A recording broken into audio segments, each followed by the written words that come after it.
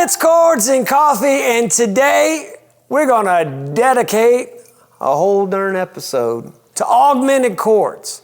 What is an augmented chord? Why do I even want to learn this? What am I gonna do with it once I learn it? Nate, are you showing me something I'm gonna be ashamed of later? Augmented chords. Augmented chord is a regular 3-note triad. So like take a C, C major, it's just C, E, G. Well, as soon as you augment that sucker, all you're doing is you're taking the fifth of that, in this case G, and you're raising it up a half step, or you're sharpening that, right? You're raising the fifth. Well, what does that give you? Well, it gives you a G sharp, friends. And so why do I want something like that in my life? What am I going to do with it? Well, you'd be surprised. There's a lot of things. Like, you know, if you like the Beatles, you got that, oh, darling. That's how it starts. Or how about same chord? Bars on the window. Da, da, da, da. Y'all don't pay me to sing. Da, da, da, da, da, da. Quickly for Ophelia. You know that song by the band? Or how about...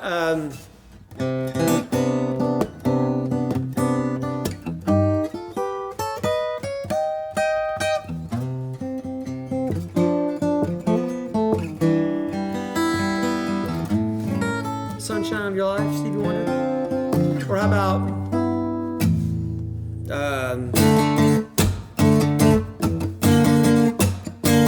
Cashmere? Or how about this? You got one shot. Don't blow it. Watch Chords and Coffee every Saturday morning, 9 a.m. Central on YouTube. There's a lot of places where augmented chords show up. There's a tension that is part and parcel to the augmented chord experience. And it's very, very useful to you. I'm going to show you some augmented chord grips, and I'm going to show you a substitution for that. It's still an augmented chord, but I think you're going to find a whole lot more mileage out of this. So you're going to want that. And we'll just see where this episode goes, because there's some other things I could show you. But first things first, let's get the standard augmented grip that I just played for the most part on almost all of those examples in our hands. One of the things that you're going to find that's super interesting about the augmented chord, it is a symmetrical chord. What do I mean by symmetrical chord? Well, I'm going to tell you. A symmetrical chord is a chord where any one of those notes can be the root note of that chord. And what's interesting is that, like a diminished chord, you know, I don't know if we've done it. Have we done an episode on diminished chords yet? We have? A whole episode on it? I don't think so. Comment below if you would like to see a Chords and Coffee devoted to diminished chords. I don't even know what that would be. That'd scare all the kids. That'd make your house pets just go bananas. Which could be cool. No charge for that.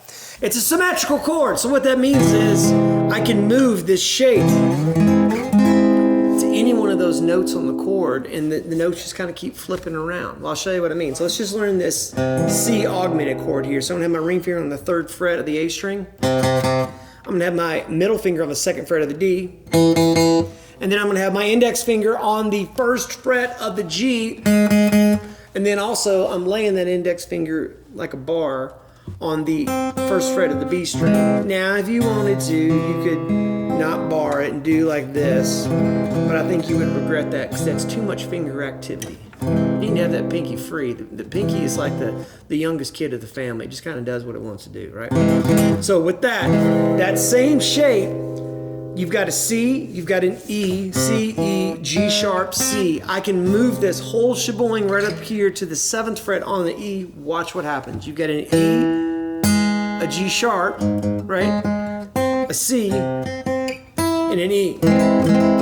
Same notes over down here. Just now you got 2 E's instead of 2 C's. I'll move it up again to G sharp. Same situation applies. I've got a G sharp, I've got a C, I've got an E, I've got a G sharp. So that's kind of cool. You can do sort of these quick inversions of that and move that up and down and around. Why is that helpful? Well, lots of reasons. Because if you're playing a song where there's a C augmented in it, you can play it here. And actually, if you play this at the same time, there could be some interesting sort of amalgamations of chords. It's an augmented chord though still.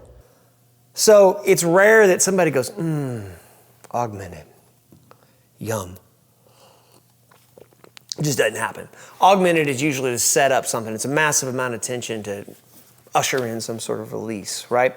To that end, what are some other ways that you can play that chord? Well, besides this, here's another way. This is the same C shape, but this one's going to be index finger on the high E of the 8th fret. You're going to have your ring finger on the B string of the 9th fret. Middle finger is going to be on the G string of the 9th fret, and then pinky's going to come down here on the D string of the 10th fret.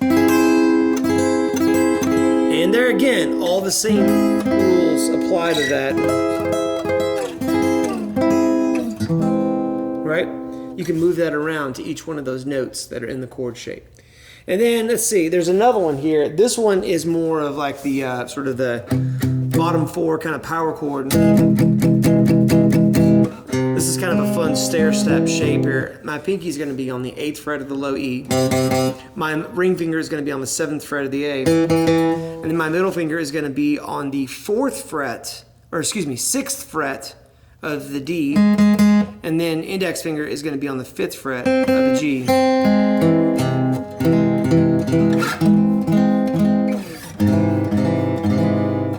And actually, when I make it down here on this G sharp on the 4th fret, you can kind of see the C augmented happening right there. So that's kind of cool. I can feel it. Right now, there's somebody going, useless chord information, Nate, you've wasted my time. Well, hold on, friend, hold on. There's another way to think about an augmented chord that I think you're going to find even more useful and instantly applicable to a lot of different styles, especially if you're trying to do kind of like jazzy or kind of funky thing. Instead of thinking about just a straight up augmented, what about, you ever run into this chord? It'll be a 7 sharp 5 chord. I know you have. You know, if you're doing, let's see, like a, I don't know.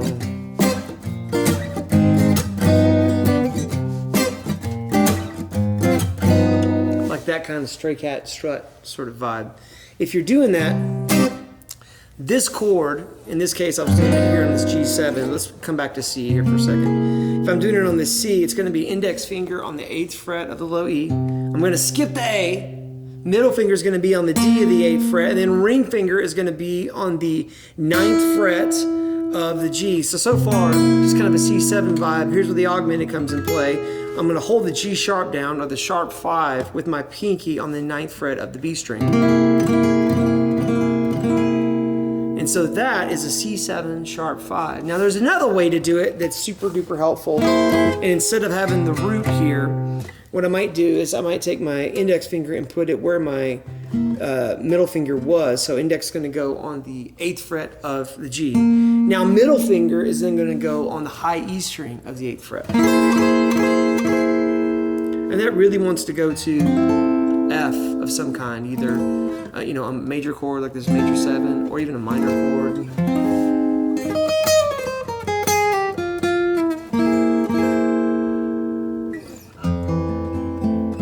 It's a little that, having that flat 7 in there kind of softens it for me, and it sounds a little bit nicer. So, that little stray cat strut thing that I just did, where you had like the C minor to B flat 13, to this A flat 13, to this G7 sharp 5, to like the C minor again. That's one way to use an augmented chord, turning around like that. There's another cool passing tone thing that comes up a lot. Let's change keys for a second. Let's go to D.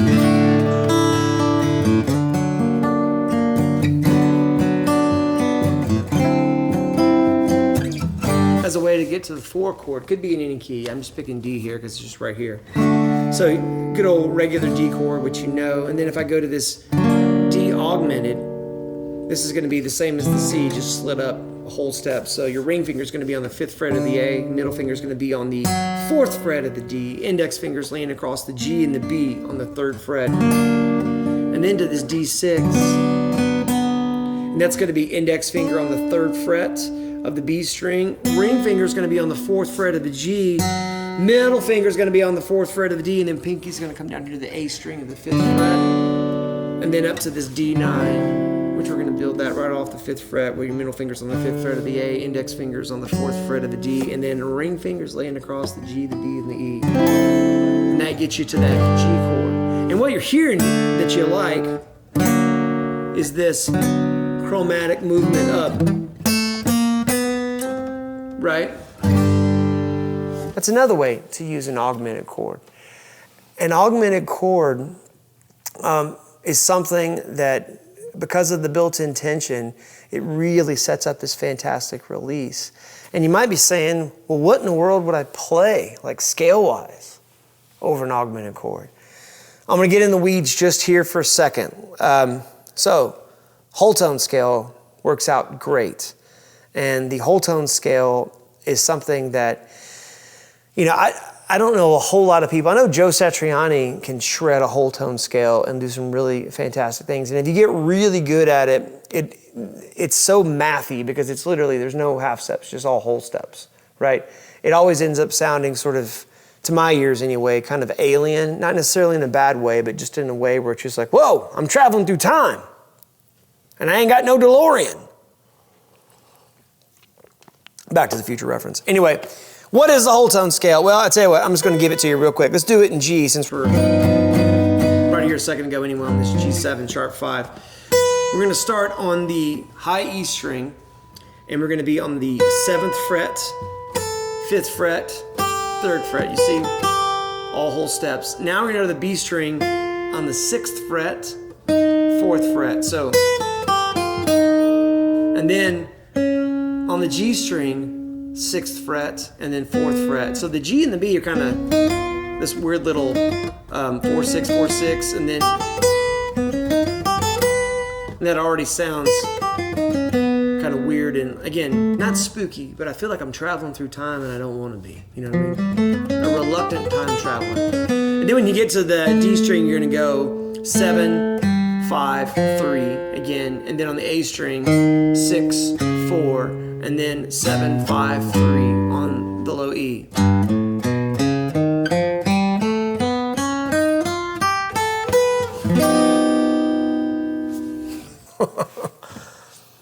There you have it. So augmented chords, they're really cool and they're all over the place. You know, I just gave you a handful of songs, but now that your ear has been attuned to that, next time you see, what does it typically look like? It can look like, you know, like C, then AUG for augmented, or C plus sign, but that's all that means. It's just a raised 5th.